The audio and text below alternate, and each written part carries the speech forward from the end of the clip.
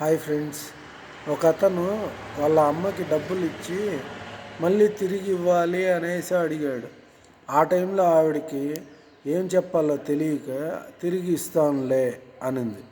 కానీ ఇంటిని బాగు చేయడానికి 2 లక్షల వరకు ఖర్చు అవుతుందేమో అని అనింది.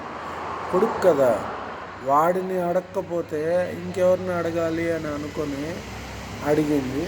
కొడుకు మనీ ఇచ్చాడు.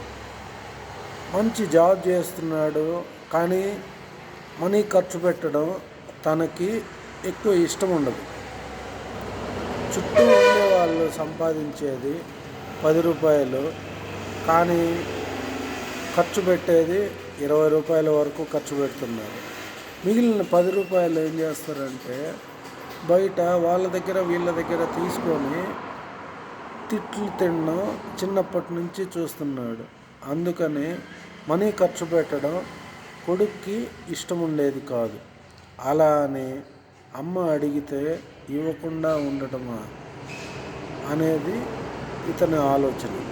అయితే ఒక షరతు పెట్టి తల్లికి డబ్బులు అడిగినంత ఇచ్చి తిరిగి మళ్ళీ అవసరం ఉన్నప్పుడు ఇవ్వాలి అనే షరతు పెట్టి ఇచ్చాడు.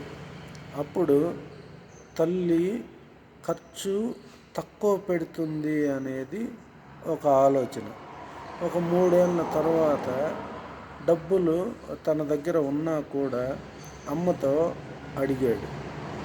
దానికి అమ్మ చాలా బాధపడి, నాయన, నీ దగ్గర నేను డబ్బులు తీసుకుంటే మళ్ళీ ఇవ్వాలి అనేది తెలియక అడిగాను, నన్ను క్షమించు నాయనా అని అనగానే తన కొడుకు, అమ్మ, నేను నీ కొడుకుని, అలాంటిది నిన్ను ఎందుకు డబ్బులు అడుగుతానమ్మా, కానీ చిన్నప్పటి నుంచి అందరూ చేసేది చూసి నేను మనం ఎక్కడ ఇబ్బంది పడతామో అనే ఆలోచనతో అలా అన్నానే కానీ నిన్ను ఏదో కించపరచాలని కాదు అని అన్నాడు.